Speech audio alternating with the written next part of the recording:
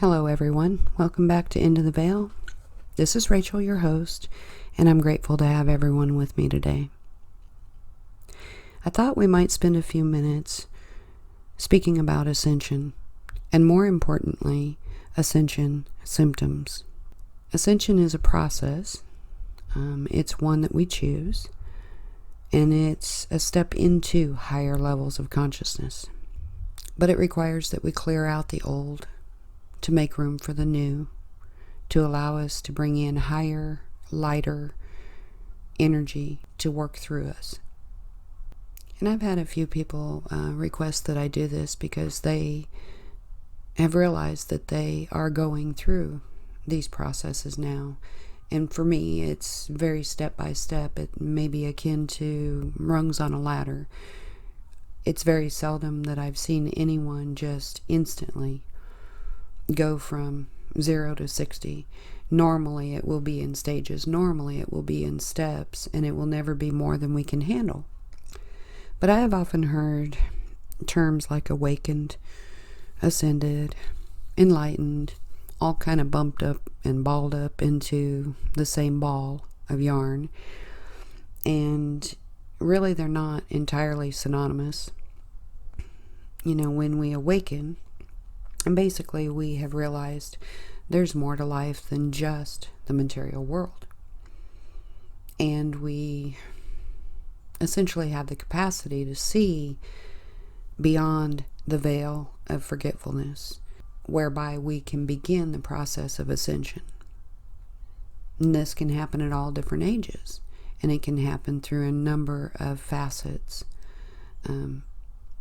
Sometimes people find it through trauma. Some people find it through church. Some people find it through family. There are just so many things that can inspire us to become awakened. An ascended being is a little bit different because a truly ascended being lives in a state of oneness. There's really no individuality in the regard of their thoughts or the way they feel, and they begin to take the I out of much of their conversation.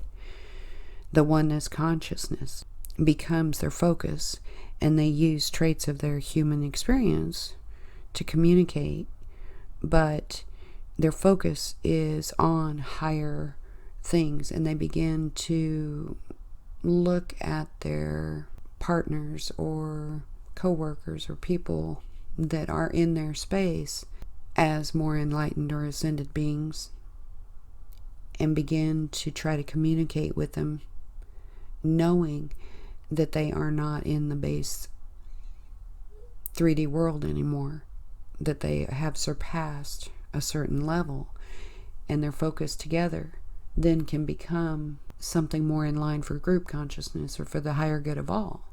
And it all just kind of works together that way. But it is hard, honestly, to try to live in a state of oneness, 24 hours a day, 7 days a week, and still be able to maintain a normal lifestyle. So it becomes important for beings of ascension to take a time out, whether they find that through prayer, just stillness, meditation, anything that allows them to enable the flow to remain active in their bodies or through their bodies. They might take a few minutes in the morning, a few minutes at lunch, a few minutes of an evening, and break it up throughout their day so they're constantly in that flow of energy.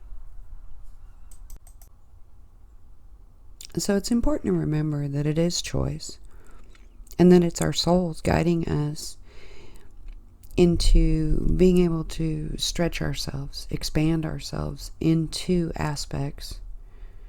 We may have been lacking in this area, and we may have had way too much of something else in this area. So it may bring up where we were lacking. It may bring that energy up, and it might tone down aspects where we had a complete overabundance.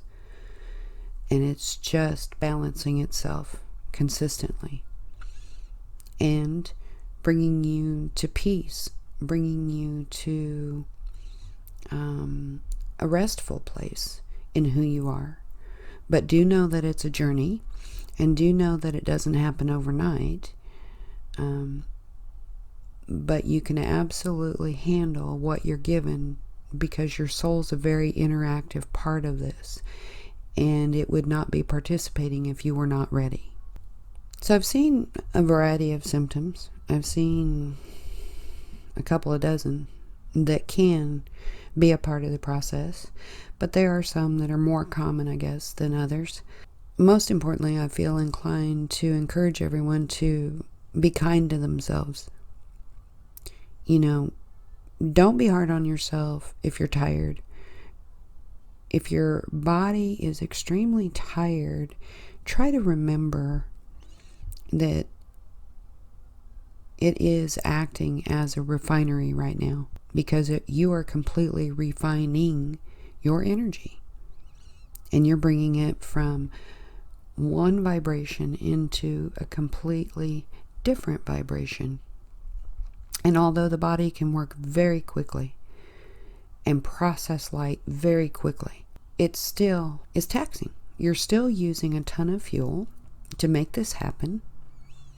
And if the worst you need is an extra nap for a day or two, or as long as it takes, or an extra hour's sleep of a morning, or whatever it is that your body tells you it needs, don't be afraid to comply. Don't be afraid to honor your truth, your body, and understand that it's your friend. It's making this happen for you.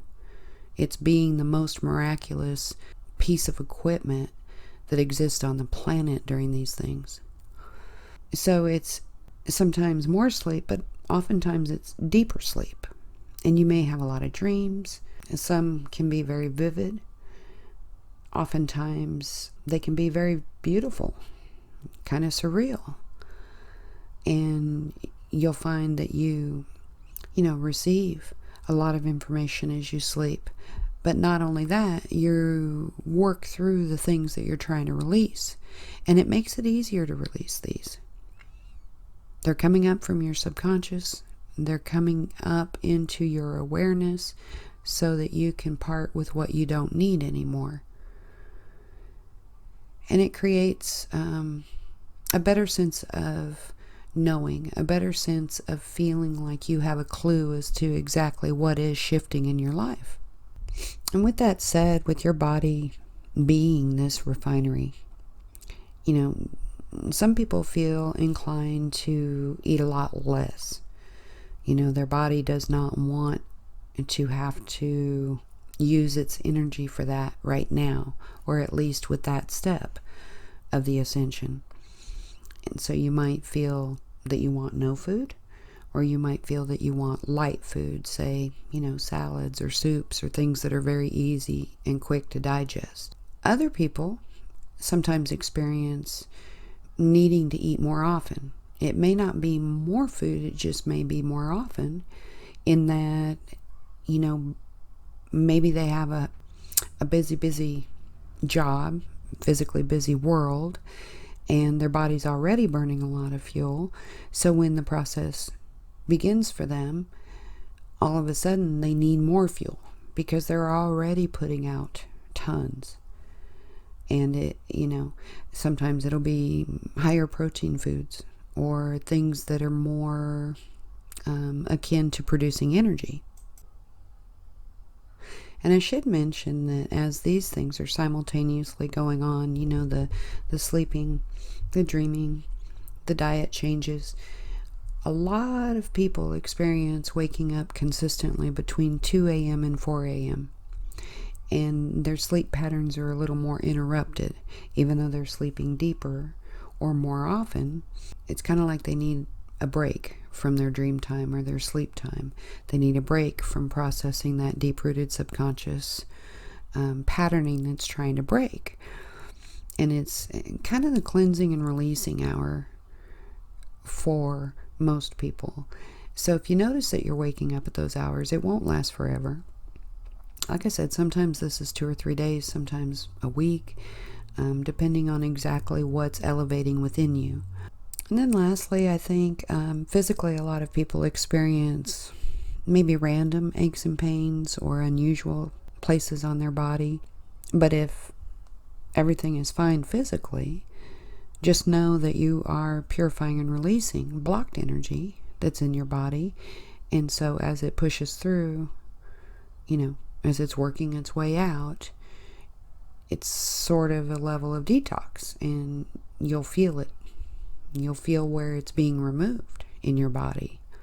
And these could have just been places where you held undue stress or undue emotion. And as it's trying to cleanse out, you should feel release from some of that stress and emotion as well. So as you go through, you might have, I've met people that have become extremely sensitive to noises, sometimes even human voice, little things like hearing someone chew, certain crowds, television, just any kind of stimulation, and they just become very sensitive to it, and they find that it's barely tolerable, and so sometimes you can get overwhelmed to external stimulation during these times, but it will pass. And just remember, you're tuning up, you're turning your dials up. Other people I know, they become intolerant to structures. Like if they normally go out with a group, normal everyday conversation, they start noticing different modalities that don't fit them anymore. It could be the way that a conversation is being held, or maybe the vibration in which the conversation is being held. It may be more negative talk, and suddenly they just aren't comfortable with it. This is all a part of the process. This is all a part of how you are evolving. So get excited about it. You're falling in line with much higher things, much higher energies. And sometimes your normal routine, becomes a little bit of a challenge. You start realizing where you invest your energy. You start realizing, that this doesn't necessarily suit you anymore. So you find a way to make it suit you. You find a way to readjust. Sometimes you might feel inclined to take on a different job, or you might feel inclined to change residence. Maybe certain habits don't fit you anymore, or activities, but there's others to replace them. And you will feel 150% better when that falls into line. And the beautiful thing about what happens is, as we realize, and we've talked about how our internal creates our external reality, as you are changing inside, soon you will notice that your outside world is changing. Those job opportunities might find you, or certain partnerships might come into line with you. New friends that are of higher thought may come into your space. Maybe finding certain groups to join that are about spiritual growth, or certain research that you want to do. It just opens up new windows and doors for you, because as your vibration internally has changed, then that can reach you in your external awareness as well. And depending on how sensitive you are, or how you're wired, how intuitive you naturally are, you may start experiencing the more dimensional aspects of the universe. You may begin to get tinnitus in your ear, where these higher frequencies are working on reaching you. And even if you don't consciously know what is being transmitted to you, it is all registering in your light body. It is all registering subconsciously. So you're not missing out on anything. You're not going to miss information. You're not going to lose or fail at anything. Today it might sound like a high pitch. Tomorrow it might actually come through as a spirit guide in a meditation. These things just keep transmuting, changing, growing. And for some, they have more astral experiences, especially if they do take the time to meditate. It might be a time where they find that it's easier for them to astrally travel or experience these other realms. You may feel a huge connectivity to Source, and you may find synchronicities becoming common. A popular one would be repeated numbers like 1111, 222, 333, 444, etc. And when these synchronicities are happening, very often it's your angel saying, we're with you, we're supporting you, and they're trying to show you that you are right in line with your path, to feel secure, to feel safe, and to know that it is the time to do it. And for me, when I first started really becoming cognizant of going through my own personal shifts, it was helpful to have that quiet time later on, especially as I had stepped up a couple of rungs on the ladder. The Ormus helped me immensely, to the effect that it treats body, mind, and spirit all at once, and it helps this process become much more fluid and much faster.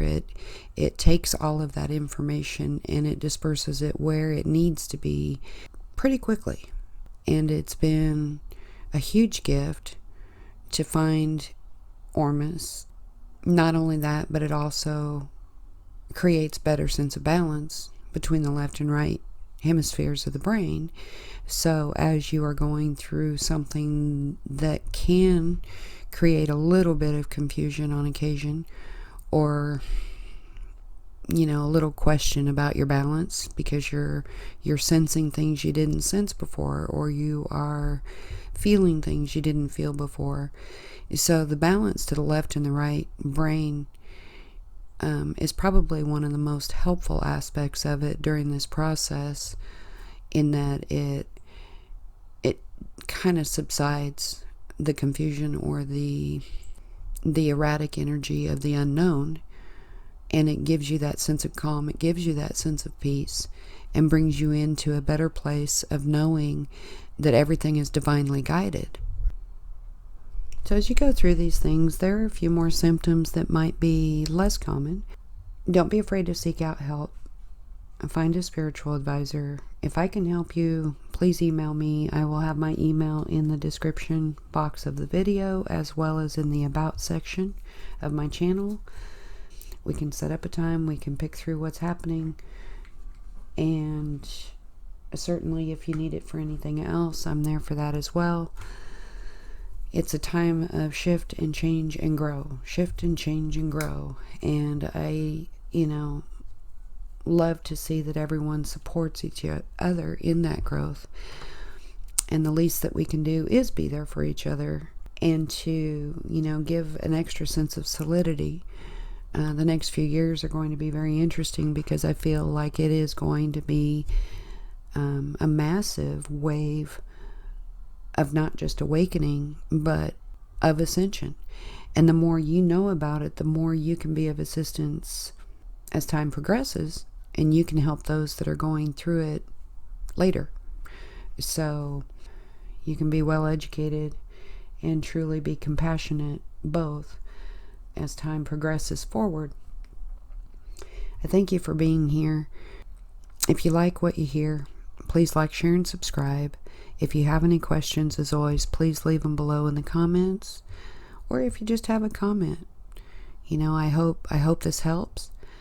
My entire goal is to provide some value to you as we are all going through the changes around us, and to give you a place that you can come to ask questions, to feel like you're part of a group. And we have an amazing group that I couldn't have done any better if I'd hand selected everybody. You guys are amazing, and I am so grateful for you. But with that said, I'm going to sign out and hopefully be back soon with another channeling session. Have a great night. Be well, be blessed, and embrace the change.